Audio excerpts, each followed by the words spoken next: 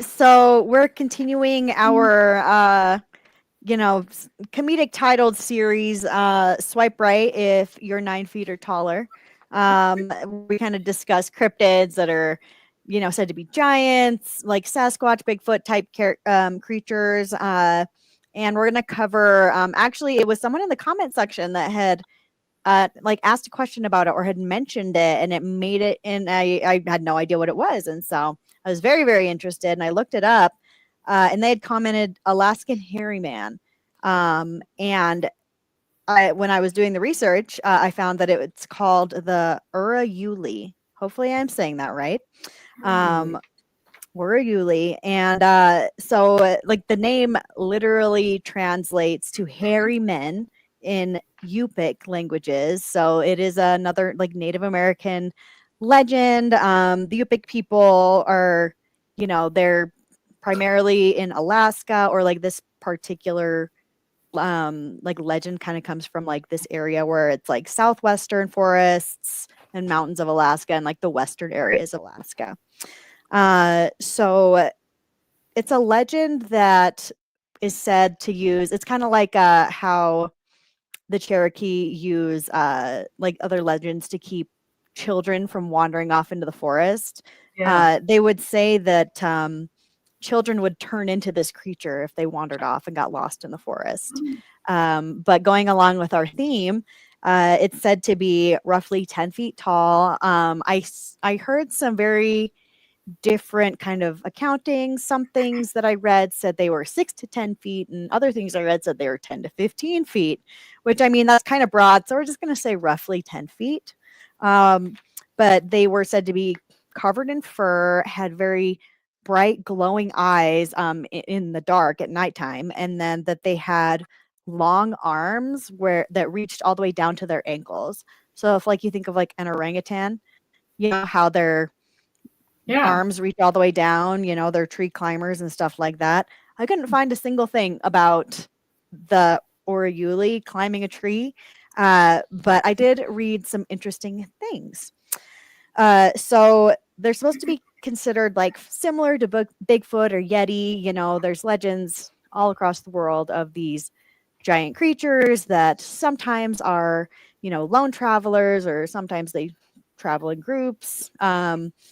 This one in particular is one of the they're tribal. They have like a community. So they kind of tend to like gather together. Stories of the Orayuli describe them as standing 10 feet tall with long shaggy fur and luminescent eyes. They're said to emit a high-pitched cry resembling that of a loon. Their long, lanky arms have been described as reaching down to their ankles. So they're primarily said to live in the forest near the Lake Iliamna. And that I've heard across the board. Most sightings, most footprints have been found in this area. Hikers are said to find giant footprints in this area that are unexplained. They're humanoid, and they're just gigantic. So it's said that the Orayuli are transformed children who became lost in the woods at night. Which, I mean, if you think about it, there's a lot of like Native American tales. I mean, in the U.S., where a monster is introduced, or a creature, or a spirit is introduced as a way to keep children from wandering off. Which, I mean, if it works, it works. I'm a mom. I'd use it. That was the whole movie, The Village. The whole movie was based on keeping everybody within the walls of the village to not have any outside influences. Yeah. Yep. Going off by yourself was a huge no-no. I remember that. That movie scarred me as a child. Oh, yeah. As a child, oh my God, I'm so old. I'm like, oh, was I when that came out? I mean, I didn't like watch it on purpose. I think my parents were watching it with like a friend. They had like a movie night, and like I snuck out of bed and like crawled on the floor so I could like peek and watch it. It was the worst decision I ever made in my life. It was scary. It was scary. Aside from that, I wish someone would have told me this story instead of seen the village. But like overall, legends say that these creatures are peaceful. They're not like an aggressive species. They're not cannibalistic. They hunt, like woodland creatures. They are like meat eaters. There's kind of their own species or tribe, or they were back when this legend was like severely relevant. And there is kind of like a more modern story I'll get into a little bit later. I mean, it's roughly like 25 years ago, but you don't hear a whole lot about sightings today. But let's see. But they are said to be, what's the word? Benevolent, not malevolent. So one of the stories I heard was that there was a woman. She was an indigenous woman, and they lived near this lake. And she was said to have been like gathering clams like on the beach essentially, or in the sand. She was digging in the sand gathering clams, and she heard what sounded like a baby cry, and so she followed the sound because there was this wailing sound, and she wanted to investigate. So what she saw is she saw this Orayuli baby. So this is it's just kind of an interesting story because they do say that they're like in family groups in some legends, and then other legends they specify that it is transformed children. So to have like a baby one is a little odd. But she found this baby or Yuli, and it was half submerged in the lake. And it was screaming, it was wailing. And so she went, and the tribe that she was from had very strict rules. Like they were very familiar with the Urayuli. They like had an agreement that they would not interact with them and they would be left alone. And the whole tribe understood this. But this woman, seeing a helpless infant creature, picked it up, and she found that it was severely deformed, that it had a misshapen face and had club feet. And she took it back to her tribe and was trying to care for it when the whole tribe heard this cry that sounded like the loon. And it was at that point that they knew that this group of creatures was coming for this baby. And so the woman took the baby and took it to the edge of the forest and set it down and walked away. And the whole tribe, they say that they saw the mother creature come out and kill the baby.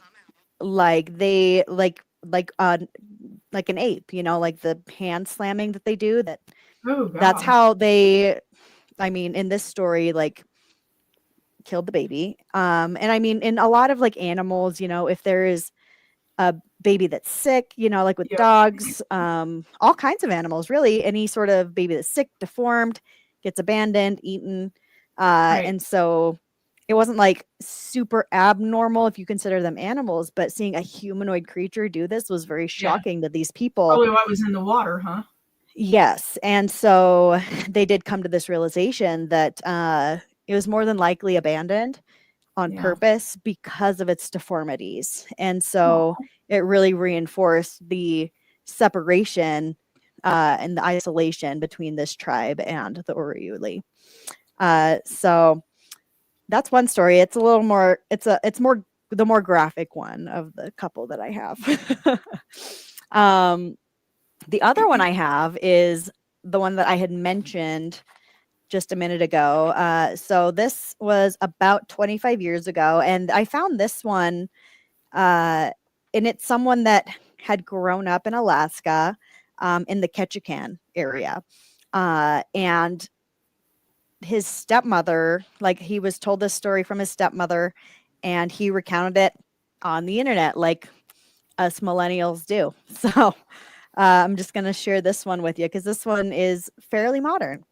Well, I mean, if you think about 25 years ago, that's the 90s, which is wild still. God, I'm old. Oh my God. Okay. I know. Little reality for Oh my all God. all the The late 90s. millennials It's a out long there and time the ago. Gen Xers. The 90s was a long time ago. I was born in the 90s. I can still be part of your club, right? Yeah. So were my children. Mine too. Oh man, I'm a Holy baby. crap. Okay, so real quick. So this guy says, he says my stepmother when she was about 10 years old, and she's like roughly, well, this is about, he posted this like probably 4 or 5 years ago. So it's probably like closer to 30 years, early 90s, mid 90s. So her and her cousin and their friends lived in Ketchikan, Alaska. They said they were walking down the mountain from her grandma's house, halfway up the mountain to the school. Down the mountain, there is a culvert to collect all the water, and they were passing the end of it where there was a creek. There they saw what I assumed to be the Urayuli. She described it as about 5 to 5.5 feet tall, which is significantly shorter than most legends say. But I mean, this isn't a creature. Like we'll kind of get to it. You kind of like maybe it was a young one. But it's about 5.5 feet tall, and covered in hair. Its face was relatively bare, but it was very naked, and covered in a longish light brown / cinnamon colored hair. It was hunched over when she saw it, but she said that its arms were long down to its ankles, with slumped shoulders like a monkey, and it was only ducking its head. So she couldn't tell how long the arms like really were. It was kind of like hunched over, but from what her and her friends saw, it appeared like the arms were very, very long. Um, she said when the group of kids came upon it, it looked up at them intelligently in a way that conveyed the feeling, what are you doing in my house? And it did not run away or freeze in fear. It was broad daylight, and the legends say that its eyes glowed, but she said it definitely did not have glowing eyes. She thought she was seeing a giant monkey, except obviously it's Alaska, so there was no way it could have been.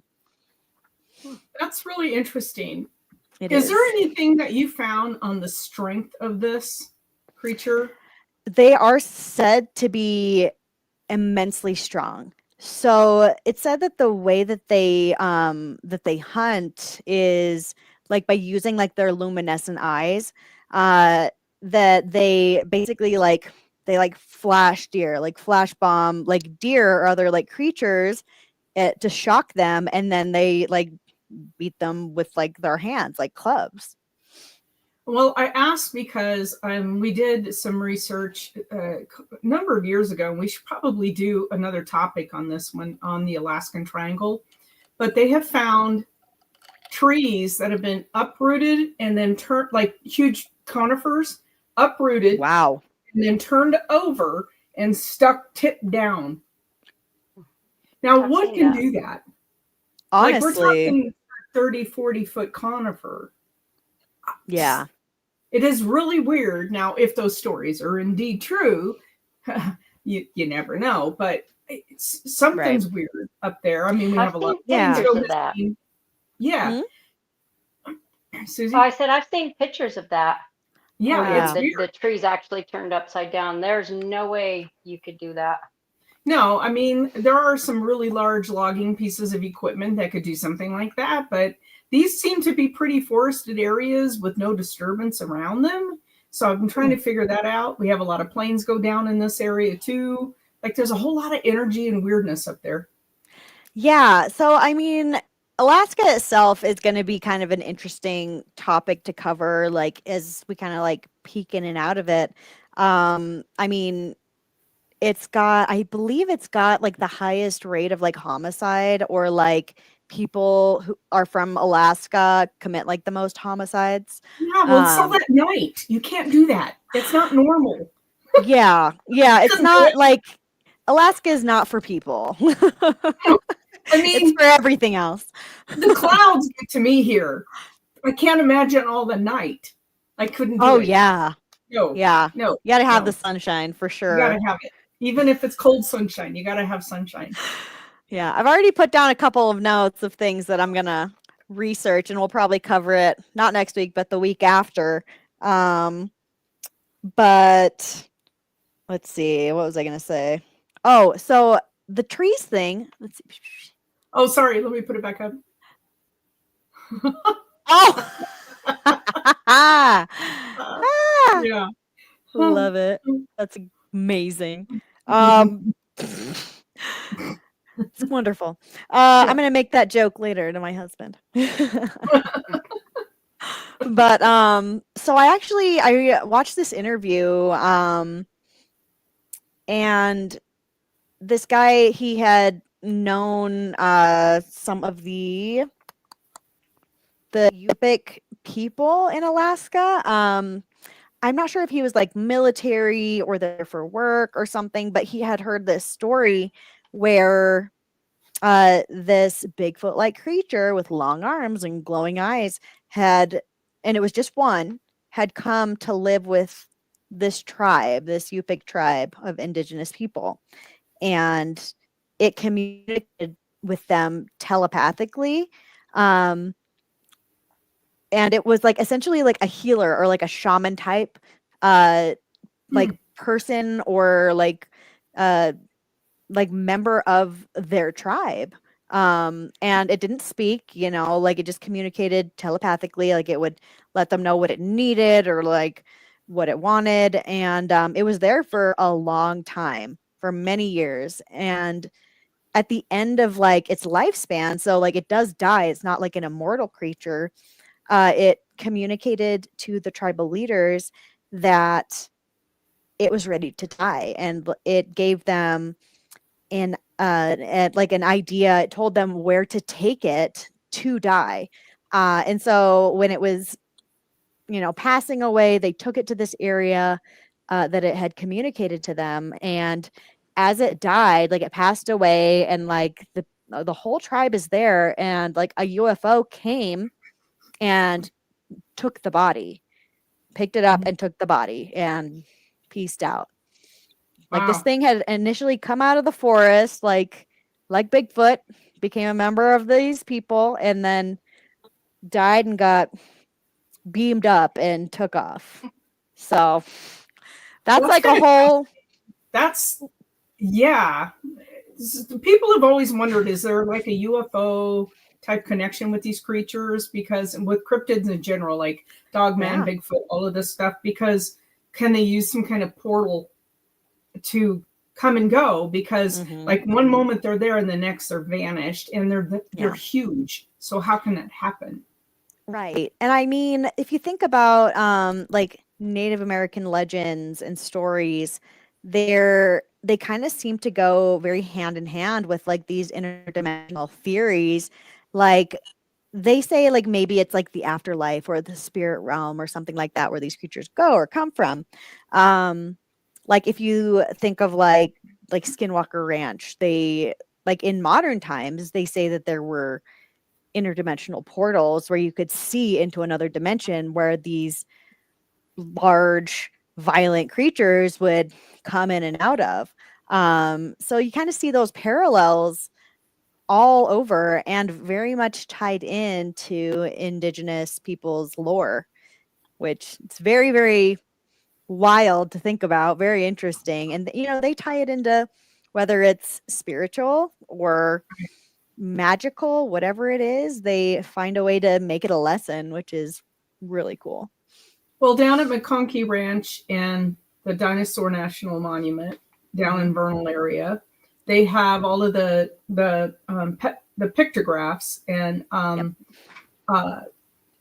petroglyphs, and there's this spiral shape that's in there. Yes. And they had a shaman, or I think he was a shaman, come to Skinwalker Ranch and explain that is the universe, that sign for transitioning through stuff. Right. So, and like we would take it like, or the shaman may even take it as like a transitioning from like life to death to the afterworld. But true. they could have been seeing a portal, essentially, an interdimensional portal between worlds. And I mean, in this area, you know, in like the vernal area and like certain parts of it, there's a ton of energy. There is a lot of anomaly happening in this area, which is why Phenomicon is here. And there's all kinds of stuff going on. Come to Phenomicon. Yes.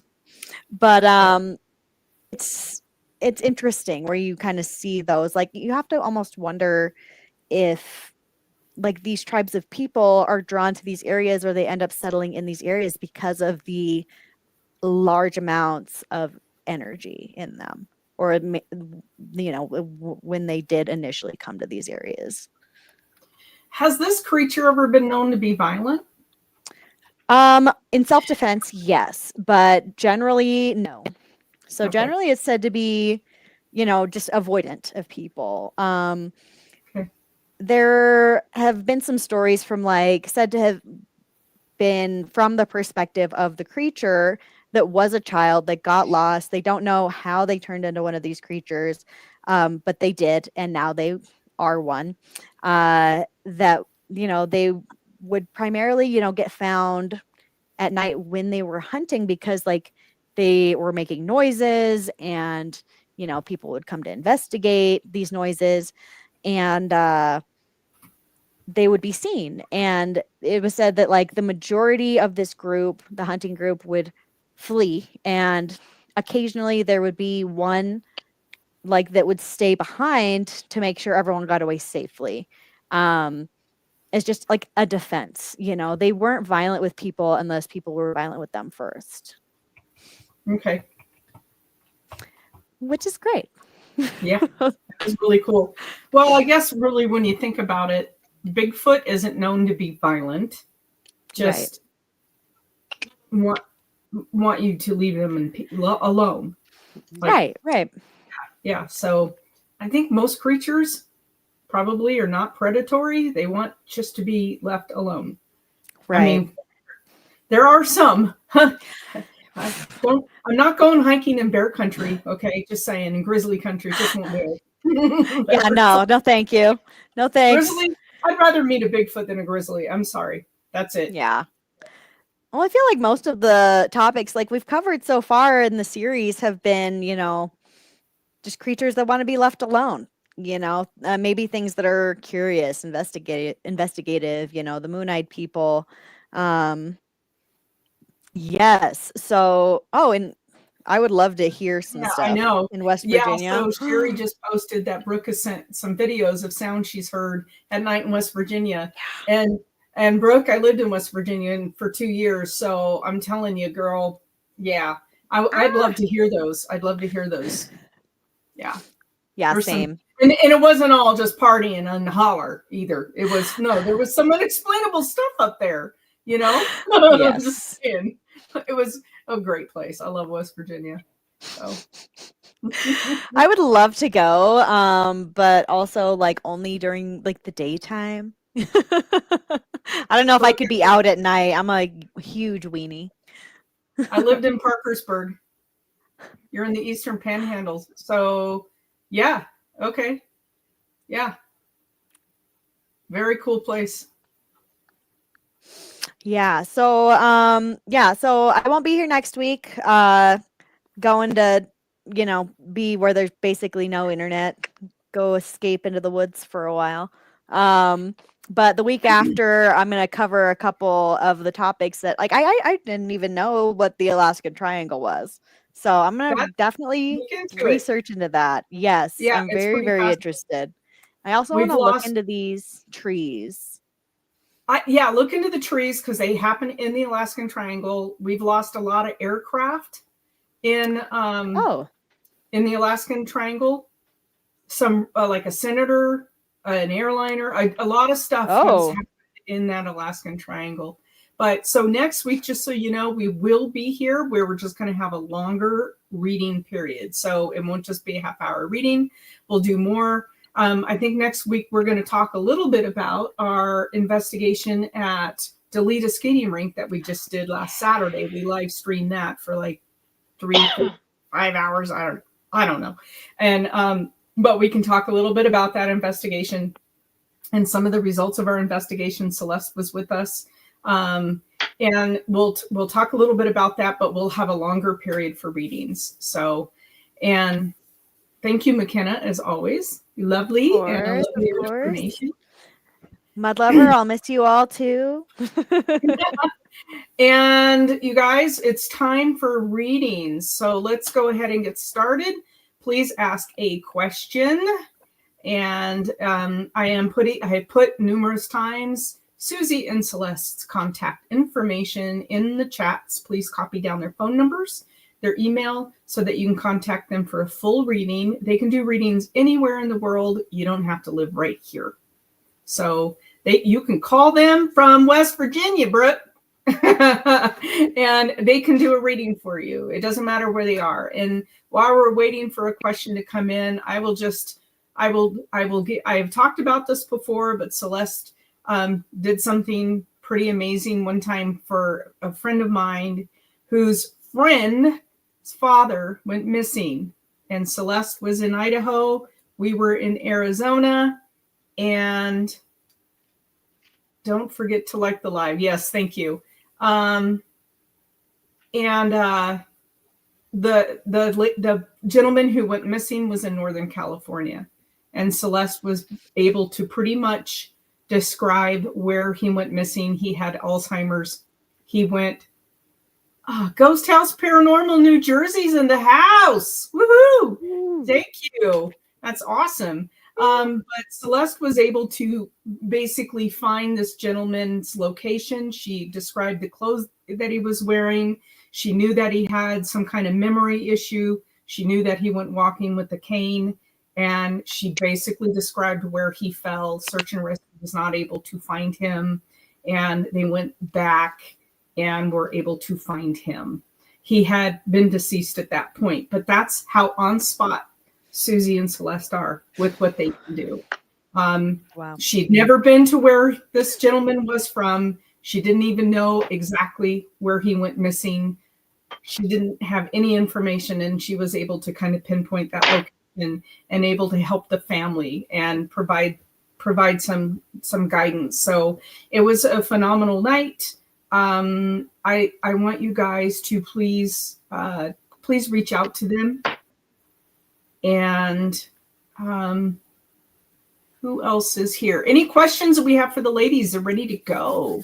So ask a question. McKenna, do you want to start? Oh gosh, let's see. Right? Yeah, heck yeah. Well, I mean, I'd love to know how my weekend and my week is gonna go. Gotcha, David. Well, you're up next. So, anything for McKenna? Susie is stuck in time. I would say keep in mind we're coming out of the retrogrades and we're coming up on a full moon. So there's going to be a lot of energy shifting going on.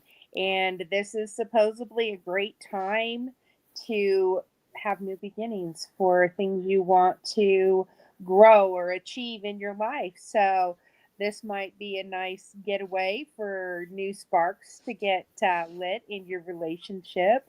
But yeah, we're getting out of the Mercury, and I want to say it was Venus, but a couple different retrogrades are coming to an end. Hallelujah. And that the full moon on the 12th. So some interesting energy, but it should be good energy. Use it toward like thinking of fertilizing your garden. All right. Thank you. Fertilizer never, I have so much of it around here that it doesn't give me the warm and fuzzies, but yeah, okay. All right. So we have a question from David. I astral projected. There's a lot of fertilizer here on the farm. I astral projected the other evening again, and I'm wondering if it was real. I was able to go back in time to 1985 to visit someone. My question is time relevant in projections? So time is not linear. Time is not in one spot. So yes, that is relevant. Interesting. That's really interesting. Yeah, that isn't true. It's not linear. So, I used to astral project a lot when in my younger years, but I haven't done it in quite a while unless I really put my mind to it.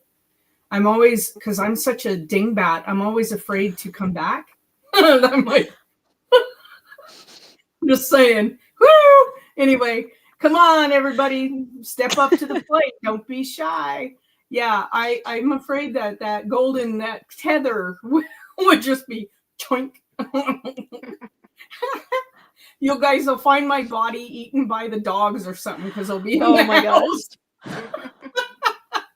So just so you know.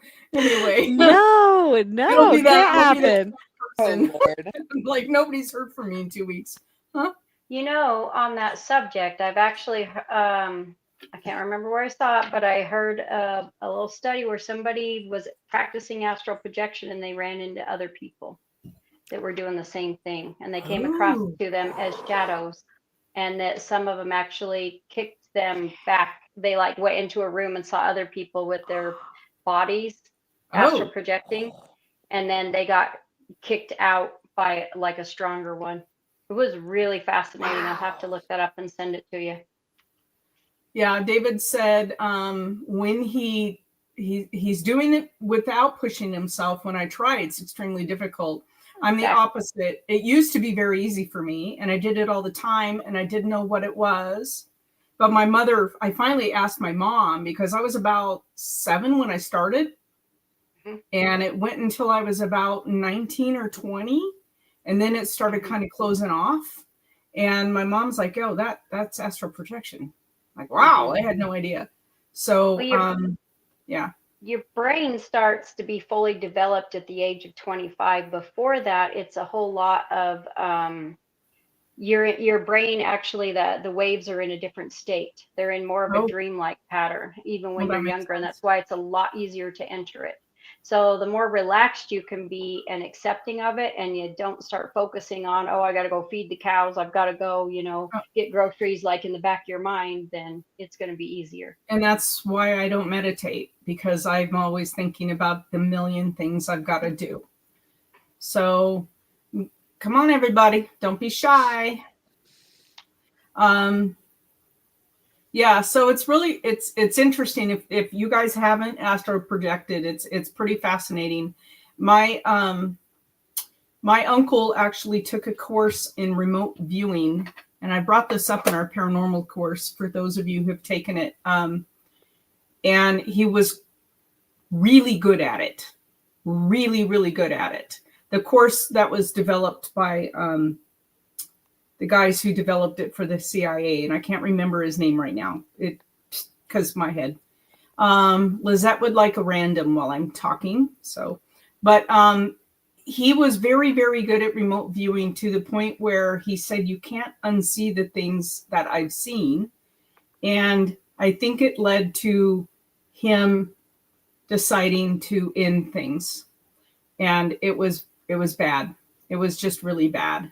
So, yeah, so be careful with stuff like this, because there's doors that you open. So Susie, Celeste, who's doing Lizette? A random. Celeste? You got her, Susie? Either one. It's fine. I'm ready if whatever. No, go ahead. I'll go. Okay. So it is showing that you have a truthful message coming in at you fairly quickly. It's somebody that you have like equal give and take with, you feel a strong connection with. Says don't fear it, because it's going to reveal things that you've had questions about, and that you're completely and utterly in control. You're the boss, babe. So no matter what happens, you got that. That's cool. That's good. Celeste, would you like to take a random for Sherry?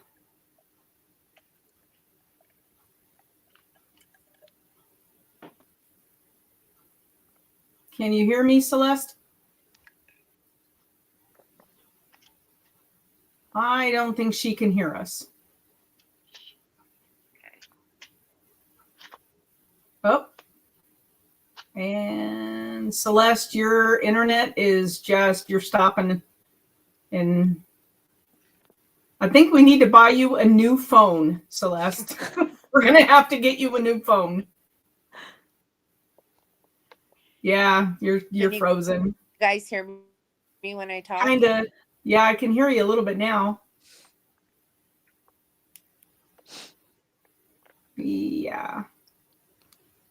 You're frozen. Susie? Yes, ma'am. So it shows that you have a change coming in, that there is something you've been kind of waiting on. Go ahead. I think it's the phone. Go for I it. think me. No, go ahead, Susie. I'm going to let her know that she's just not. Okay, no worries. So you've got justice on your, like, showing up in the cards here for this change that's coming in. So whatever this change is, you're going to feel vindicated. You've got like Archangel Michael has got your back. So it also shows you looking back at a past situation. Don't stare back too long. Keep your eyes forward and just keep moving forward. And you're going to be very successful with your partnerships, especially with your husband and with your family. That's so great. Just keep your eyes forward on that. Thank you, Susie. Yep. Patricia would like a random when you have a moment. Yeah. I know it takes you a minute to reset your cards and get a moment. I have like 5 piles here. You guys have no idea. Oh, yeah. Sherry just said thank you. I did text Gina, but she may not even be getting the text. Oh, no. I think we just need to find her. I need to find her an upgraded phone on like Amazon, like a used phone, that we can get her, because her phone is ancient. So, yeah. So you're coming up as the Queen of Cups, and she is the one that gives all of the love that she can, like distributes it all. Very, very special person. And in your life, you're dealing with a King of Swords, somebody that's very logical, very cut and dry, black and white, and can sometimes be a little bit hurtful with their words. It shows that you have some kind of like connection with them, whether it's like a marriage or maybe even a job type commitment. And sometimes you can feel a little defensive towards this person. Just remember to kind of go within yourself and ask yourself, is what this person's saying actually true? Is how I'm feeling true? And is it relevant to the situation that I'm facing right now? And is it going to matter in the long run? So just keep your focus on, the long game. And yeah, that's awesome, Susie. Thank you.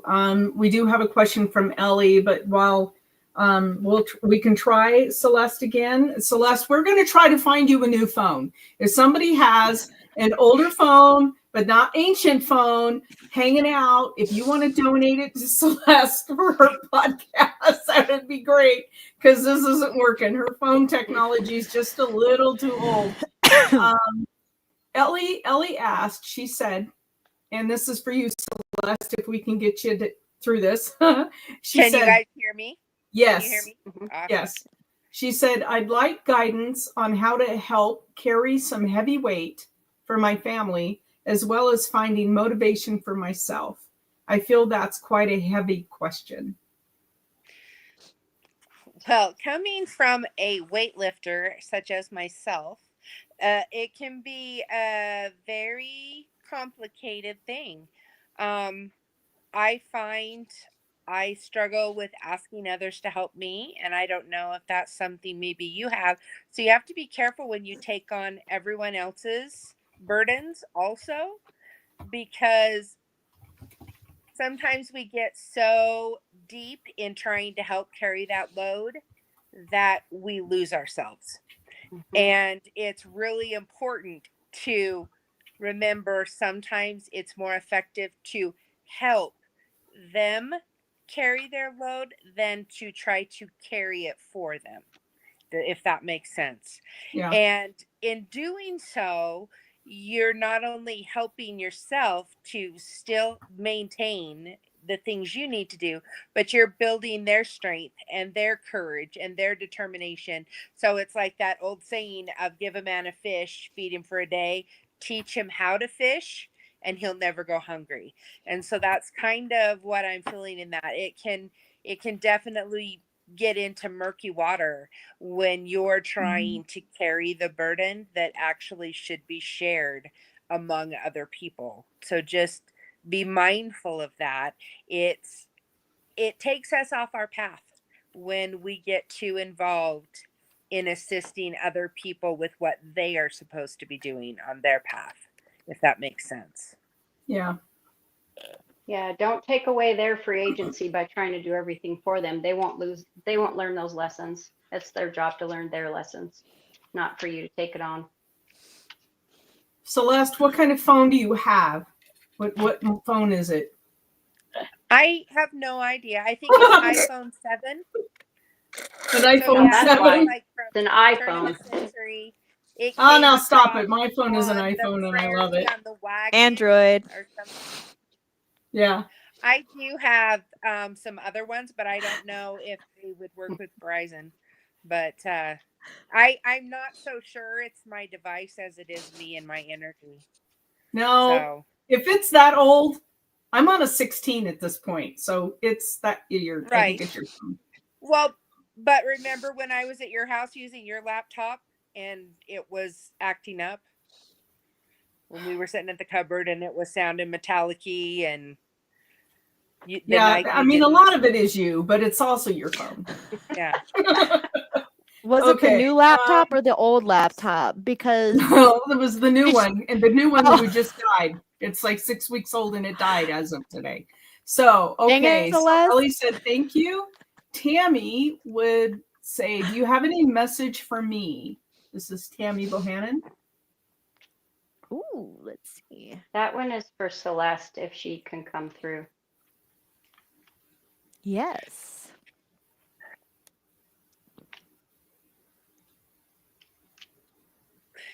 Is it female energy that you're trying to connect with?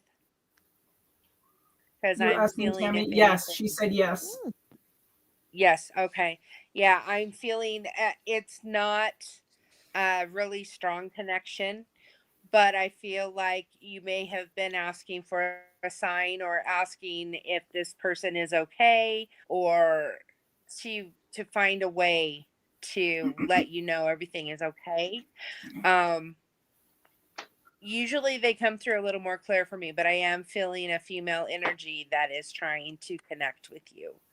And I feel like that they probably are giving you signs in your everyday life. So whether you are finding them and questioning them or you're not noticing them, you may want to just be a little more observant. A lot of times we'll go, oh, look, it's a penny. That's not a big deal. It doesn't mean anything. Or, oh, look, it's a butterfly. It doesn't mean anything. Those are different ways that they let you know that they're around you. It can be a particular bird.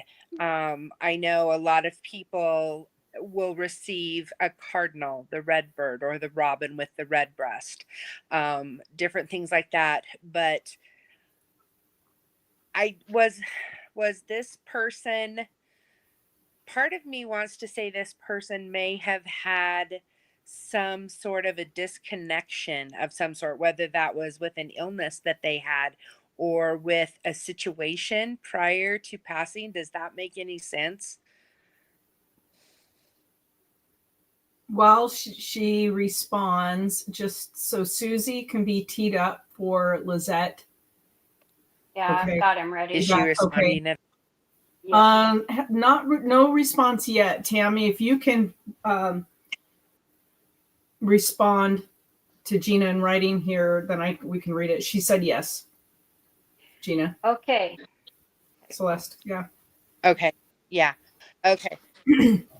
So for So Lizette's that boyfriend, could Anthony. be, I don't know if this is real brief. Sorry, I don't know if Celeste was. Are you done, Celeste? Yeah, that's fine. That's fine. Okay. Okay.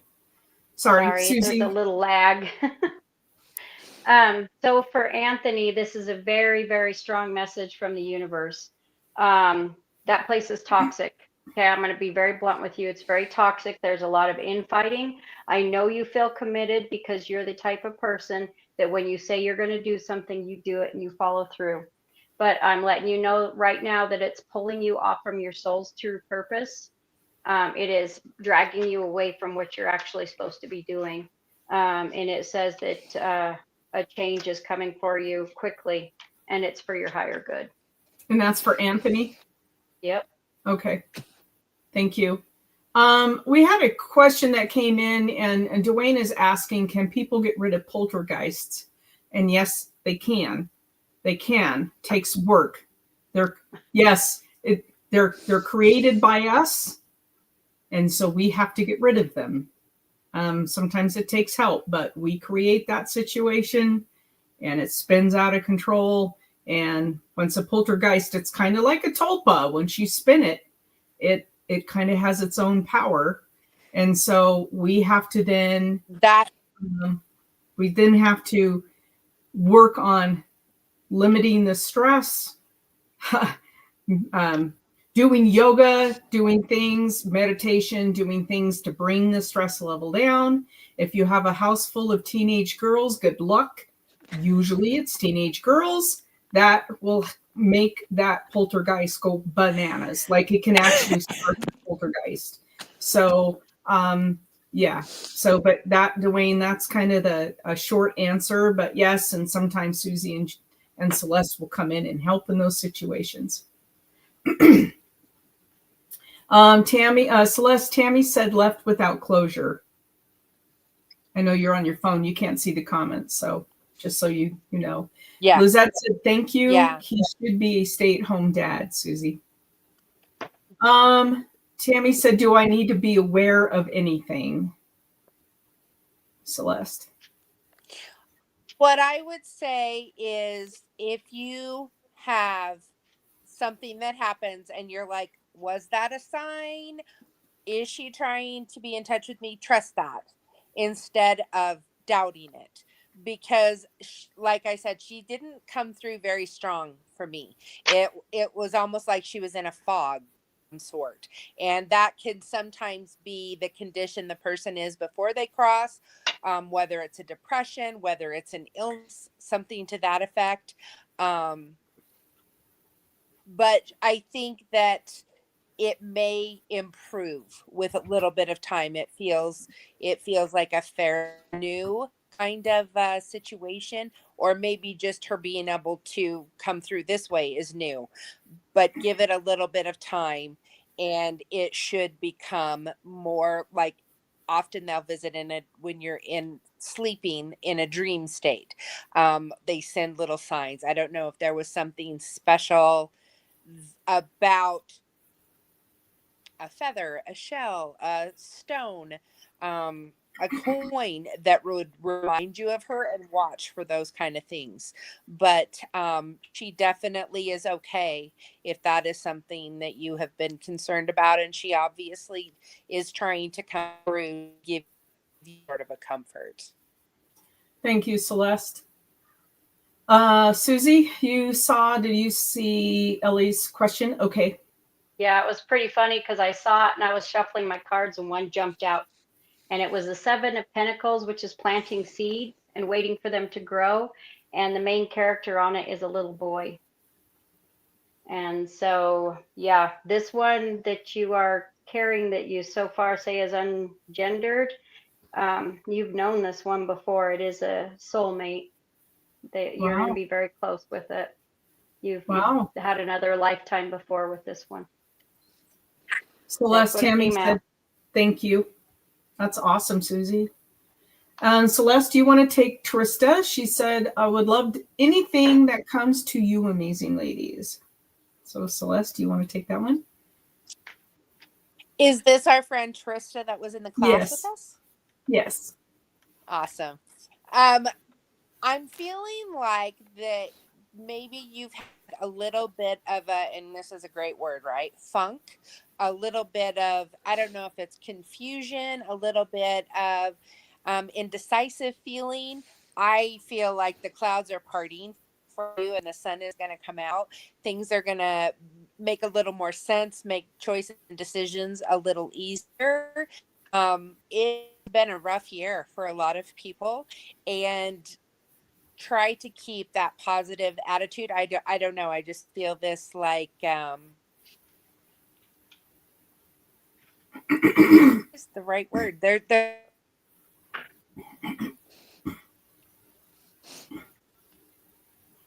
Oh, Celeste, you're frozen again. Yeah. I can add on to that Okay. if you want. Go ahead. So I do know that it shows that she's been kind of up in her head about things lately. She's been missing a lot of sleep over some of the paths that she wants to take. And also there's an element of her feeling like not taking the right path, being taken advantage of, being taken for granted. Just know that the world or the universe has your back, and that whatever you work on is going to turn out just fine. So just trust the universe. Thank Basically you. what she was saying. We have Lizette V, and she said, if we have time, is there a card or a reading that hints me in the direction of finding a family member who I have not yet met? That's kind of a broad one. Let's see. Direction. Well, it's showing surface energy right now. It's showing that you're upset about it, feeling at a loss about it. Someone around you knows the truth, but hasn't told you yet. And it's going to take some time before they divulge where and who. I don't know why, but they're just kind of keeping it close to their chest. Has something to do with a marriage in there, though. Somebody that they were married to. Interesting.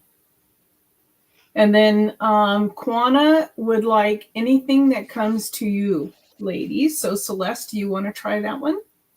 If we got you back. And we hear you, Celeste. I can't hear you now. Oh my God, I'm buying you a new phone. Oh my God. We got nothing. We got nothing, man. Okay. So, Susie, do you want to take Quana? While you're doing that. Okay. Hand signs. So David Quana, said, buy the Quana. yeah. Tris just said Stop. Quana would like, yeah. Go ahead. Oh, is that the one you wanted me to do? Quanas, yeah. Okay. It says stop being up in your head about stuff. You've got this. You've got the passion and the drive to get it done. You know how to emotionally balance yourself between like too much passion and, you know, not actually grounding yourself and knowing what you're doing with your ideas. That, I mean, girl, you got this. You are the master at your destiny. So Yes, that is what it's saying. Yes, she is. David said, by the way, our family member has been getting better with the manifestation advice that was given 2 weeks ago. She's getting better daily. So thanks, ladies, for that. And then Ellie has another question, and this will probably be our last question. I have a friend who has never seemed to get a very personalized reading, no matter how many times she's tried. Do you have any strong feelings or readings that could be attached to her future or now? And this is for Ellie's friend. Hi, Paulette.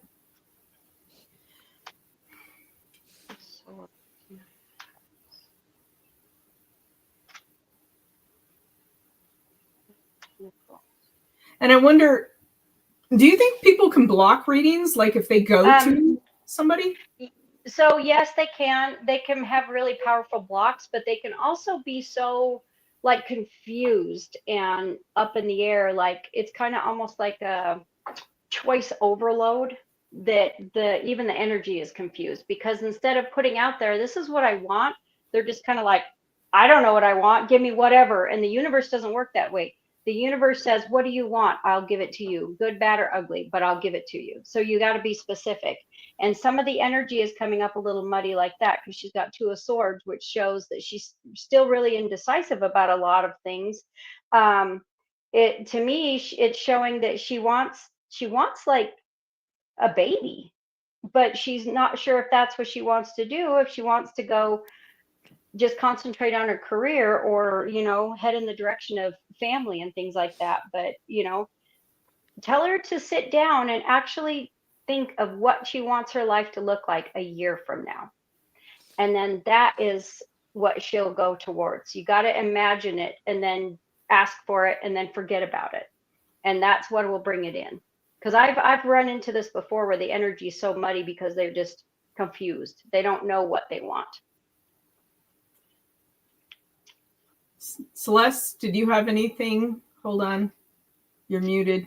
Do you have, let me unmute you if I can. Oh, you're okay. Do you have anything to add to that? Can't hear you. Oh my God. Oh my God. It's like the running joke. Are we going to have Celeste on the show tonight? And by the way, Kwana said thank you. Absolutely. Yeah. Ellie said thank you.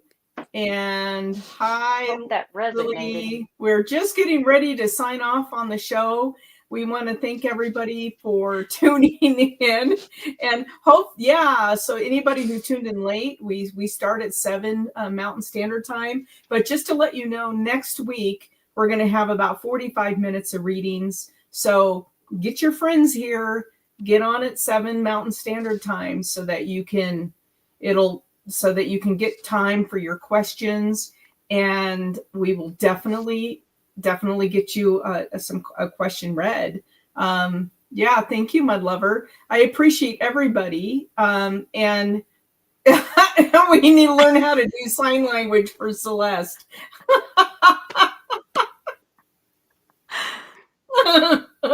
We're gonna have like flashcards that she can hold up, like a quick.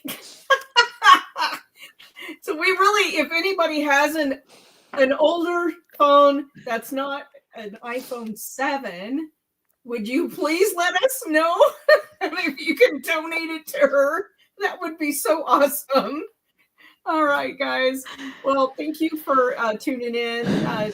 Please share this with your friends, and we will see you next week for about 45 minutes to maybe a full hour of readings. So we'll catch you next week. Love you guys. Bye. Thanks, guys. Bye.